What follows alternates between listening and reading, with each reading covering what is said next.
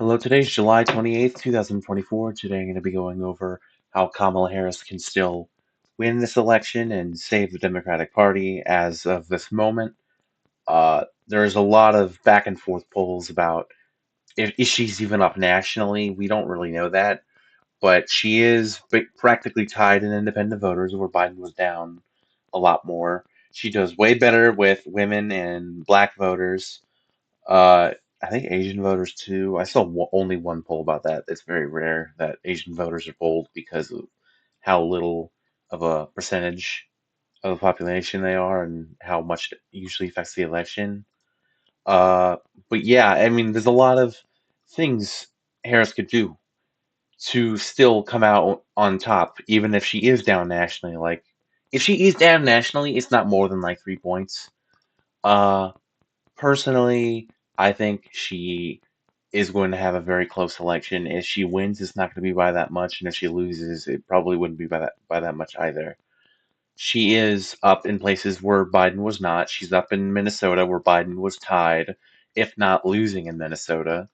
She is eh, like down a point or two in Pennsylvania where Trump was up like four. So she swings Pennsylvania more to the left than it was. Obviously, like I said, Minnesota. She's doing about the same as Biden was in Arizona, and that makes more sense because of, Arizona's situation hasn't really changed at all. There's not really any voters in Arizona, I'd imagine, are more likely to vote for Harris than there are for Biden. Uh, same with Wisconsin. She didn't seem to be doing much better in Wisconsin. Uh, she is lucky that there's a lot of other candidates right now in Wisconsin that can bring out the Democratic vote. But I'm just going to get over into the states that are definite locks, like that are not even in play for Harris, and the scenarios in which Harris could win. So I'm just going to start getting into it. There's no way. Actually, you know what? Let me even put the candidates in because I do think there's two vice presidents that she's going to pick from. There is around five, but I'm going to put in the candidates now. So JD Vance, Lindsey Graham. I don't know why he would know this, but he did just say today that Trump is not uh, thinking, oh, uh-oh, I got rid of a candidate. I got rid of the Republicans. Hold on. Uh, Lindsey Graham did say today that there was no plan for Trump to ditch Vance, which again, I don't really know why that was on the table. I think he's the kind of guy to double down on the decision he makes. But like I said in my last video, like I think that was the worst decision for a vice president you could possibly pick. I mean, every day he just says something more stupid. Uh, let's just say Harris. So here's where it gets interesting. We don't know what vice president she's going to pick. As of right now, I'm going to say Shapiro. I think if she wants to lock down Pennsylvania, that is the candidate to go with. That is the most important swing state for her to win, as well as it is worth the most out of every swing state that's in play for Kamala. I just think it's really, yeah, so that, yes, obviously that's saying that Florida's not in play. Some people think Florida's in play. It's not, especially if she picks a white Jewish governor from the opposite side of the country, as in it's north versus south, but still. Uh, but yeah, I think Shapiro's a great candidate especially to help win Pennsylvania here, because obviously Biden had that advantage in Pennsylvania, and he barely won in Pennsylvania. 1.2%, was either 1.2 or 1.4%. I'm pretty good with that. So yeah, she could pick Josh Shapiro. She could pick Mark Kelly. If she picks Mark Kelly, I think she's pretty confident about winning in Pennsylvania. Obviously, whoever she picks is going to have to give her an advantage. That's kind of my thing, like that I know about this. She's not going to pick a woman. She's not going to pick Buttigieg. She's not going to pick a gay guy. She's going to pick whatever can appeal most to white people, basically, because that's the vote she doesn't have locked down. So, yeah, she could pick Mark Kelly. She could pick Josh Shapiro. She apparently is talking to Tim Walz. I think that's a horrible, horrible pick. Uh, he's like a decade older than her. He's like in his late 60s. He's just a very boring candidate altogether, and I don't like him. personally for that ticket. I mean, he's a good guy. I know he's a good guy. It's just no one's going to be excited about Tim Walz. No one's going to be excited about a Harris Walz ticket. That's so weird. But the other candidates that she was thinking about, Andy Bashir from Kentucky, which is interesting to say the least, because he is able to win Kentucky. He's won it 2 or 3 times in a row. I think his dad used to be the governor from here as well. Uh, it's very interesting in Kentucky because if she picks Bashir, obviously she's not going to win Kentucky. I know that, but if is he the kind of guy that'll appeal to red swing states? Could he help win like Texas? I don't think Texas is in play, but if Bashir has the effect as a vice president as he would as he was on the top of the ticket in his own state, then it could be an interesting showdown. Those are the four main guys that I know she was looking at. She's not looking in the Newsom as of what I've seen so far. She hasn't sent him any vetting work. She was looking at Gretchen Whitmer reportedly, but Gretchen Whitmer says that she had no involvement with that, doesn't want to do it, and that she never even got vetting papers. So I don't think she actually was. I think it was just it was probably like one small discussion that they had. Like Harris probably went to like her campaign office in Delaware and was like, "Okay, we're looking at these guys right now," and then she got people to vet for it. Uh, but Whitmer was probably like, "No," instantly. And I'm trying to think who else is on this possible list because I know. Oh, Roy Cooper. Roy Cooper again is interesting, but they even polled Cooper directly for North Carolina. If he was at the top of the ticket, he still wouldn't win it. Uh, I just don't. I don't think Roy Cooper is going to help Harris because I don't think North Carolina is in play. If there is, if there is going to be any flip from 2020 towards Democrats, it would be North Carolina because obviously Biden won every swing state, pretty much uh, that everyone thought he could win besides North Carolina and Florida. So if there is going to be one state, it would be the closest one from 2020 that went to Republicans, and that would be North Carolina.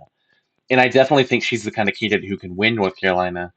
Uh, but she just she shouldn't be spending her money there. She doesn't need it at all. She should be spending her money in Georgia, Wisconsin, Michigan, Pennsylvania. She wins those four states, she's going to win the election.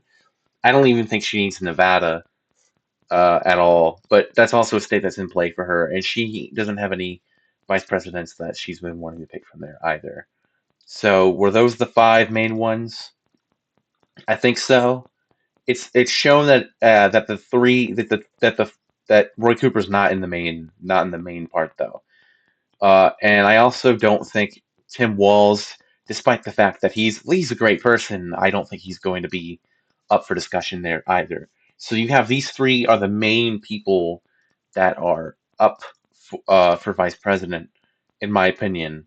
I've definitely seen, like, I actually even read an article that Mark Kelly and Josh Shapiro are the two main, but I've also seen uh, Andy Bashir come out. So I do think Andy Bashir is also a great candidate, but I also think he is doing more for Kentucky than he could as vice president for Kentucky. I think he, even if offered, he might even stay in Kentucky. I think that he's the kind of you know what? I don't know anything about Andy Bashir besides the fact that I do think he's a good person and he is a winner uh, against adversity. I do think that he can help Harris win some of these other states, like Wisconsin. I think she's a lot more likely to win Wisconsin with one of these three vice presidents than she is with like Gretchen Whitmer or Roy Cooper. I don't think Roy Cooper would win Wisconsin with Kamala Harris. Again, if you want to ask why, you can. I don't think it's necessary to explain that right now.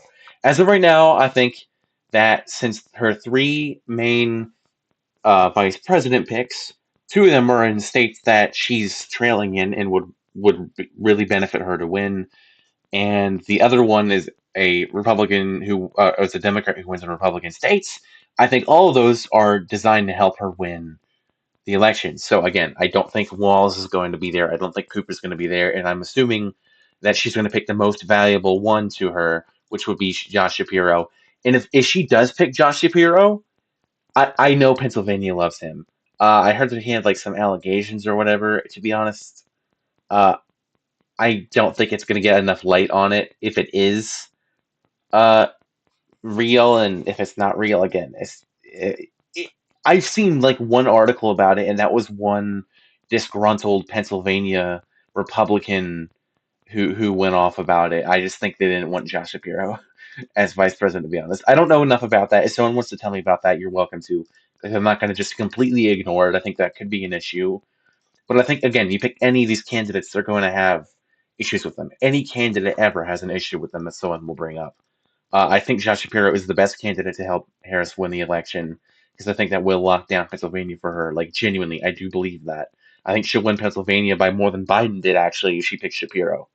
I mean, his approval rating, they actually like him there, which is very surprising for to me because I thought, any maybe not because Governor Wolf, I think his name was Wolf, also was very loved in Pennsylvania, and he had a very similar win to Shapiro did in 2022.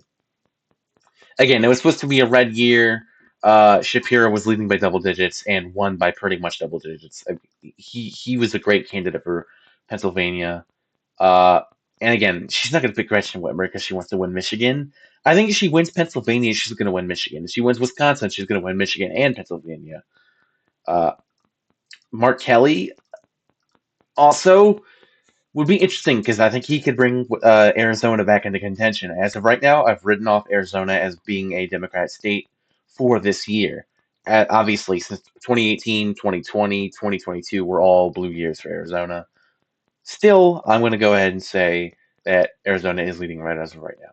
But I'm going to fill in the states that aren't in play as of right now, and that includes North Dakota, South Dakota, Wyoming, Idaho, Montana, Utah, Nebraska. Nebraska's first, Nebraska's third, Kansas, Missouri, Arkansas, Oklahoma, Louisiana, Mississippi, Alabama, Tennessee, Kentucky, West Virginia, Indiana.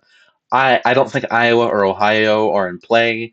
I pray that Democrats do not spend their money here. I think that is a bad decision. And obviously, look how much they've wasted. They spent so much money on that governor race and that Senate race. And Tim Ryan lost here by what, like 6 points? Although, granted, those polls were good for him. I don't blame them spending money on Tim Ryan, but they also spent money on that governor race where they lost by 20 points. So I think that was a very idiotic decision. I also don't think South Carolina or Florida or Texas are in play, but they are. Well, I mean, not South Carolina or Alaska are in play, but obviously Texas and Florida are more likely to be a more competitive state. But again, don't spend money here.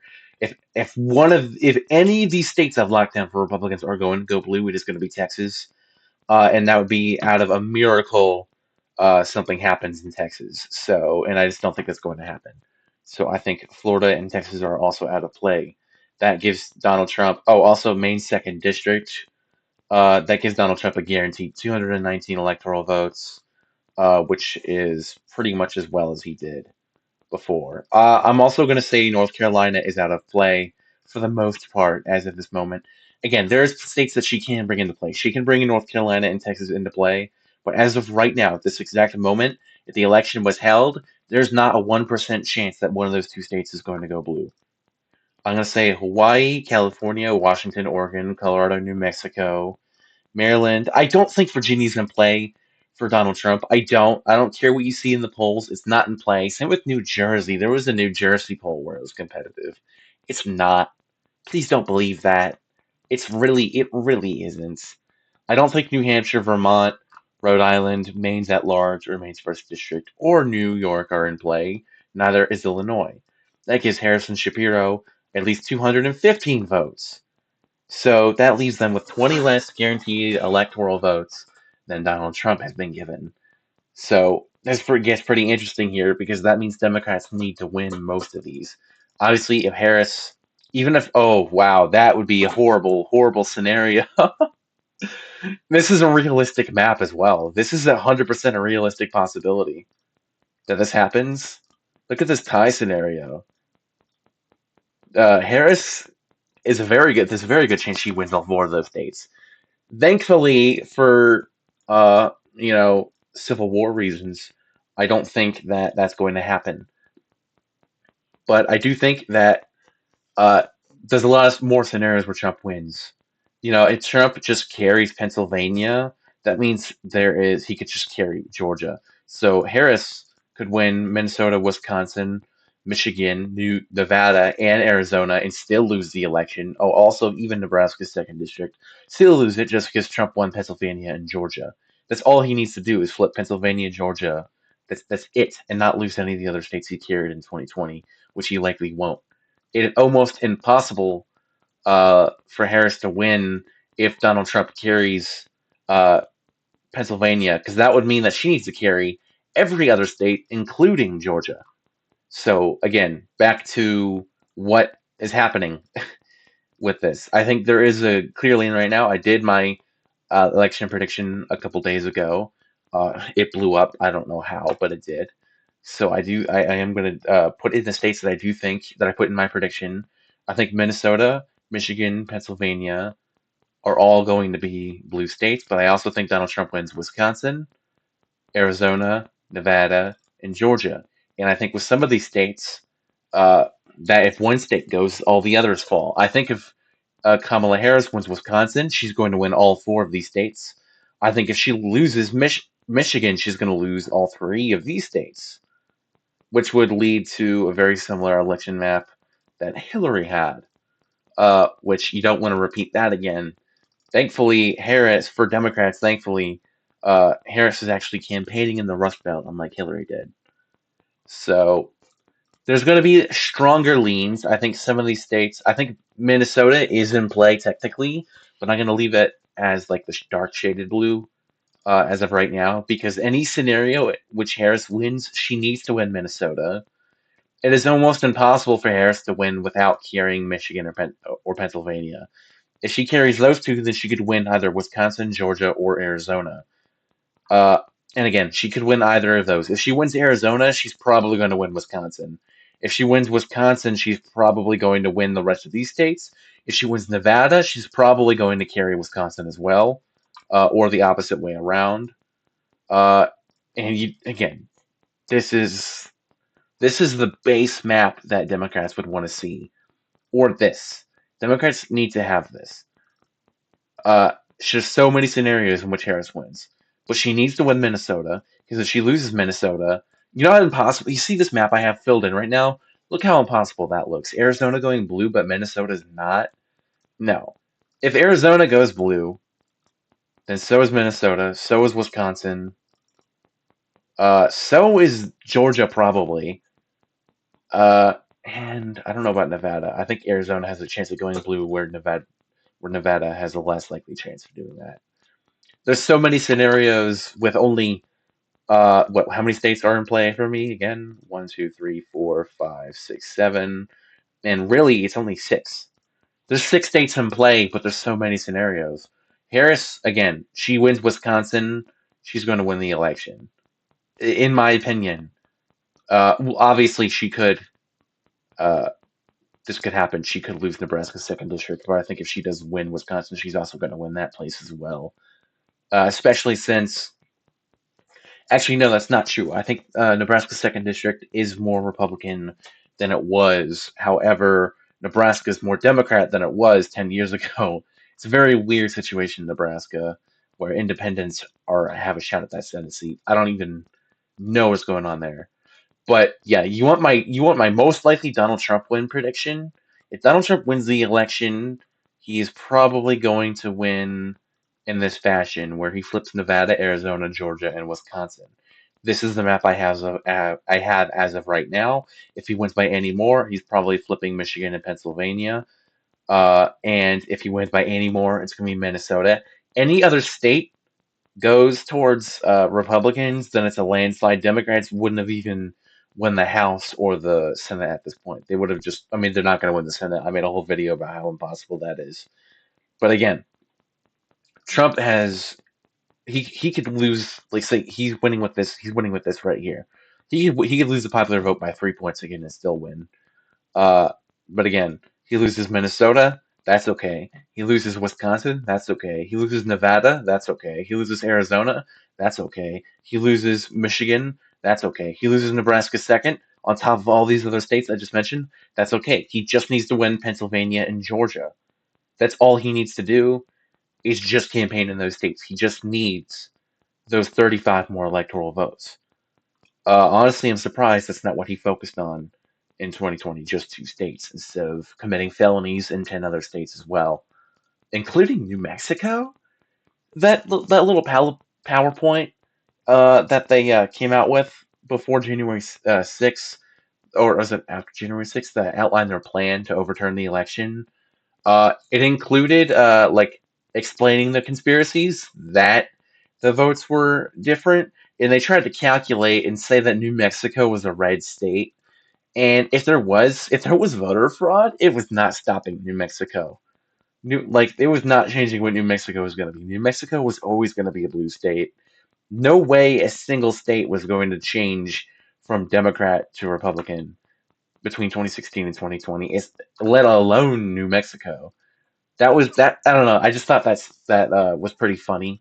I don't know if anyone remembers that PowerPoint came out. It's available online. If someone wants to see it, I can probably find it for you. It wouldn't be that hard. I forgot. Was it Mark? Was it Meadows? Mark Meadows made the PowerPoint. I don't know. Look up Mark Meadows January 6th PowerPoint, and it should probably come up.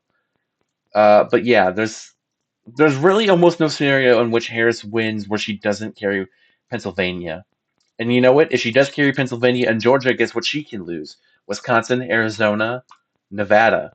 She doesn't need to carry those states where she's not leading right now. She could just keep Michigan, Pennsylvania, and Georgia, which is 100% possible. She's arguably up in Pennsylvania and Michigan right now. She would just need to flip Georgia, where she's only down 1.5% in my data averages. That's what I do. Her favorability has gone up 8% since she announced her reelection. She got 200 million uh, from grassroots donations. She got another 150 million from the top donors that pledged themselves to her the day after the election, and she got another 90 million from the Biden campaign. That's 440 million dollars she has to spend in focusing Democrats I don't know, last 2 decades of success in Wisconsin, helping Wisconsin keep a very good economy, which it generally has had a decent performance, and like it's one of those better economic states.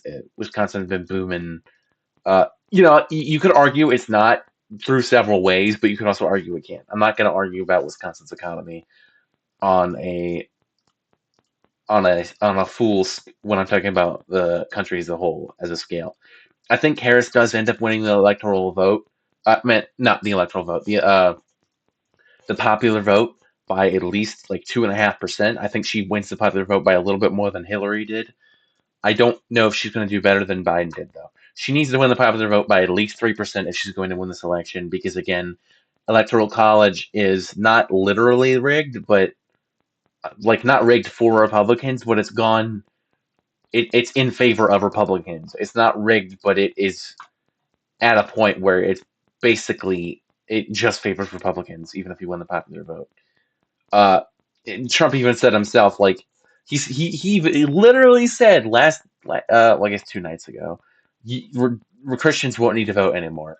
Like he said that he even said publicly he's going to rig all of the elections in the future.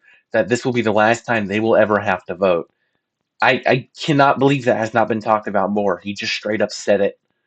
But yeah, this is my scenarios talk as of July. These are the states that are in play: Minnesota, Wisconsin, Michigan, Pennsylvania, Georgia, Arizona, and Nevada. I hope I didn't yap too much. Oh, also Nebraska's second district is definitely in play. I wouldn't say Maine's second district is in play. You could argue that. You could also argue that Virginia's in play. But if you argue any of these other states are in play, you're very optimistic. And if you argue any of the like North Carolina and Texas could be in play by the end of the cycle. But if you argue that any of the other states on this are in play, you're delusional. I genuinely believe that every one of these other states could go blue or red by 10 points each. Pretty much no other way going against that. Maybe New Mexico goes by less than goes by single digits or less, but it is going to go Democrat. If I was going to pick another state that was going to flip or be in play, off of this, I guess it'd have to be New Hampshire. But as long as Chris Sununu doesn't support Trump, I also don't see that being possible. I think he is a very good influence in New Hampshire, especially considering he wins by like 20, 30 points every single time. Maine at large could be in play, maybe. Again, Harris is up here 6 or 7 points. No, she's up here 9 points, I think. Uh, yeah, polls that finally came out with her. She actually only has polls in a couple states right now, and that is she's down 1.5% in Georgia.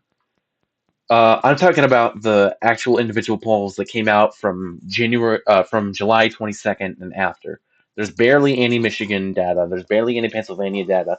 The only actual consistent data there is, by consistent I mean like been more than one poll. So there's been more than one poll in Georgia. She's down 1.5%. She's up by 6 points in New Hampshire. She's up by 8 points in Maine. Those are pretty close to Biden's margins, and that is kind of it as of right now for July 22nd and after. I think once we get to September, we're going to see the end game of polls. But yeah, this was my path to election for both of these candidates. So, thank you for watching. I'm going to go take a sip of water. Goodbye.